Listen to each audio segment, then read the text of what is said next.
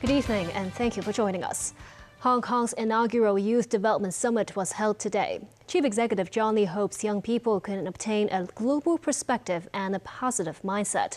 Among the speakers, Olympic gold medalist fencer Vivian Kong spoke about how she prepared for the Paris Games. Min Sang-ai reports.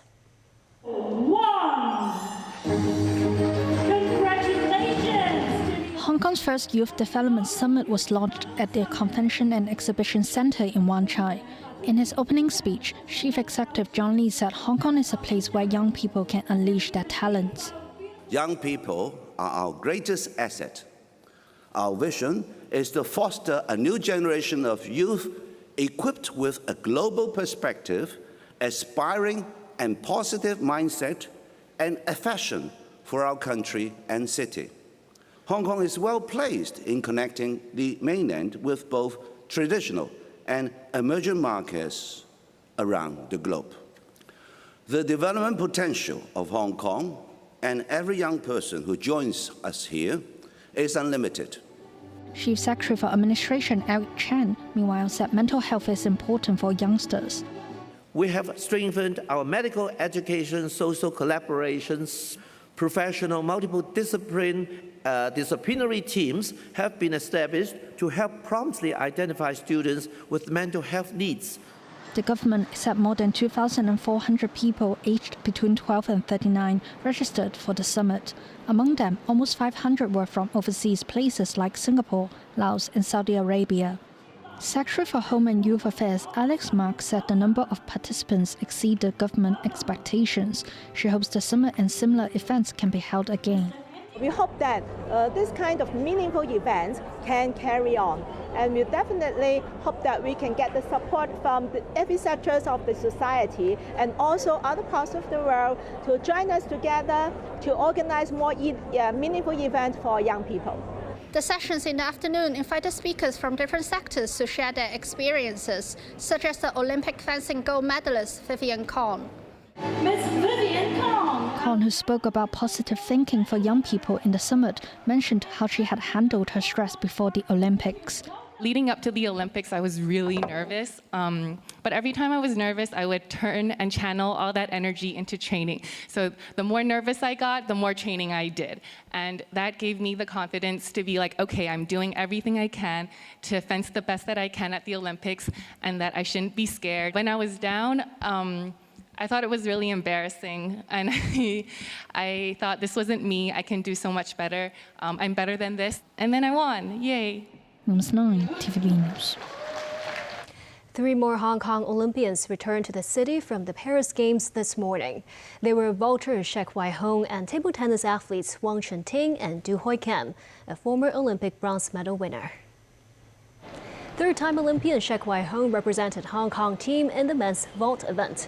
He said the priority now is to take a break and treat his injuries. The table tennis duo said while they were a bit disappointed not being able to advance in the semi-finals of the mixed doubles, that regret motivated them to work even harder. Secretary for Culture, Sports and Tourism Kevin Yeung said the achievement of the Hong Kong team in the Paris Olympics proves that the city has the ability to train top athletes. The Hong Kong team won 2 gold and 2 bronze medals during the Olympics. Yeung said the results show that the government's policy on sports in the past few years is on the right track. He added the government is working on arranging a visit of Chinese Olympic athletes to Hong Kong. Yeung said he hopes a visit can happen this month.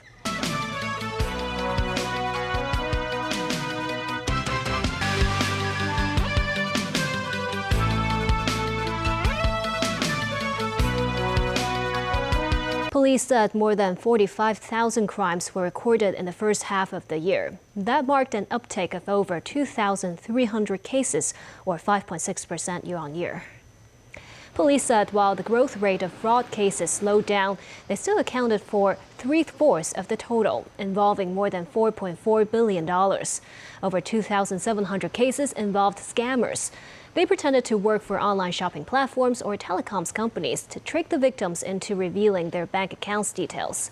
Violent crimes, meanwhile, topped 5,000 cases. That increased 8% year-on-year. An Israeli airstrike hit a school-turned-shelter in Gaza City early Saturday, killing more than 80 people in one of the deadliest strikes in the 10-month-old war between Israel and Hamas. Israel said it is a Hamas command center. The news came as American, Qatari, and Egyptian mediators are renewing their push for Israel and Hamas to reach a ceasefire deal. Tracy Furness has more. Blood on the ground. People searching through the rubble. The aftermath of an Israeli airstrike on this Gaza school turned shelter. This witness to the strike said there was no warning. Strikes came regardless of whether there were children, women, young people or old people. The school was located next to a mosque where worshippers had gathered for morning prayers. He said people were praying. The missiles fell on them without warning. This civil defense spokesman said 2 war jets and a drone left everyone inside the mosque dead or wounded. And in the southern Gazan city of Khan Yunis, at least 21 Palestinians were killed in a wave of Israeli airstrikes. The airstrikes came after Israeli evacuation orders triggered yet another exodus of Palestinians from the heavily destroyed eastern districts of Khan Yunis, where many had only just returned to less than 2 weeks ago. This woman said her mother, brother, a Palestinian TV journalist, and cousins were killed in the airstrikes.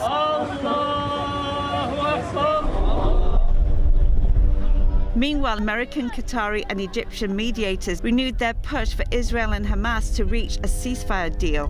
Israel confirmed Thursday that it will send negotiators for indirect talks with Hamas in response to a proposal by the 3 mediators to resume the stalled ceasefire and hostage release negotiations on 15th of August. Tracy Furness, TVB News. The Laos-China Railway has been operational for over a year now.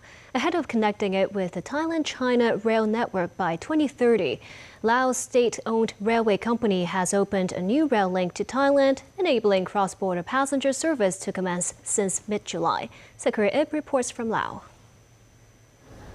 Passengers arrived at Vientiane Station, some 20 to 30 minutes away from the city centre, around midday to board the afternoon train. The journey from Vientiane to Kunming in China takes over 9 hours.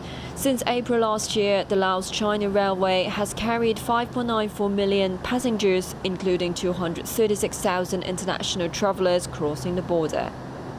Currently, there's 1 daily train pair operating between Vientiane in Laos and Kunming in China. For major holidays such as Lunar New Year and National Day, additional trains may be considered. With 70% Chinese investment, the over 400-kilometre-long railway has the potential to turn Laos, the only landlocked country in Southeast Asia, into a regional transport hub. The railway company has trained up 14 Lao drivers who will be operating cargo trains to cater to the growing demand, according to Du Zhigang, general manager of the Laos-China Railway. Ahead of connecting the Laos-China Railway with the Thailand-China Railway by 2030, Laos state-owned railway company has taken a step forward by launching a new rail link to Thailand in mid-July. Travellers can embark on a 12-hour train journey to Bangkok at Kamsaphat Station in Vientiane. I think it's a great opportunity, for backpackers like us. It's just better because of the toilets and everything, and I don't know, we just liked it. But there's no rail link between Kamsaphat and Vientiane stations. The 2 stations are run by 2 separate companies and have different track gauges. Travellers have to take a bus or a taxi to transfer between the 2 railway networks. The Lao National Railway State Enterprise hopes the Thai-Laos Railway can be extended to Vientiane Station. The company plans to roll out travel packages to attract more tourists. You can use the train from Bangkok to Vientiane and have 1 night in Vientiane and then continue from Vientiane to Luang Prabang and drop there for 2 or 3 couple days. Space has also been reserved at Vientiane Station for immigration and customs clearance facilities to enable a co-location joint checkpoints arrangement in future for passengers traveling between Laos and Thailand. Sakrib, TVB News, Vientiane. Back locally, a non-profit organization is giving Hong Kong retirees a platform to pursue their theater dreams. It also comes with the goal of developing the city's first professional silver hair troupe. Take a look. This theater training is not for the hobbyists. Non-profit group Arts Options curated this 19-member troupe for the over 55s to perform the Whiskers of Life show. Taking to the stage is 58-year-old Pollux, who is the youngest thespian on board. Now is a good time for me to restart to chasing my dreams of drama. And also because of so many experience and in my past. So actually nowadays, when I'm doing dramas, it's more from my heart with better foundations for my performance. For others, the theater is both a creative and an emotional outlet. 74-year-old Flora said she had a successful business before it went bust. After her son and daughter emigrated to Canada, she has lived alone for more than a decade. Flora noted the therapeutic value of the performances, which have given her an avenue to express all the emotions built up over the years. All these articulated in the dialogue. I don't want to just sit in the house.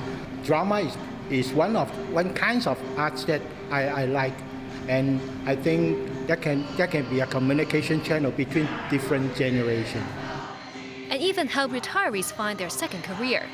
Our program consists of 500 hours of training and practicums, so that it's not just a community workshops, but it's a professional training.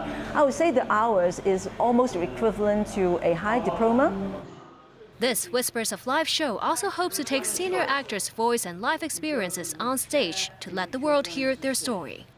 I use their experience and their knowledge and their way of living as the inspiration for everything that I'm making. So I listen to their stories. I see how they move. I see how they are in the world. And I try to find ways to express that, to develop it, to allow it to flourish. So all I'm doing really is taking older people, placing them on a stage and saying, tell me who you are. The organization also hopes the government could allocate more resources and support for the development of senior arts. They include the use of abandoned school campuses to set up an art center for the elderly.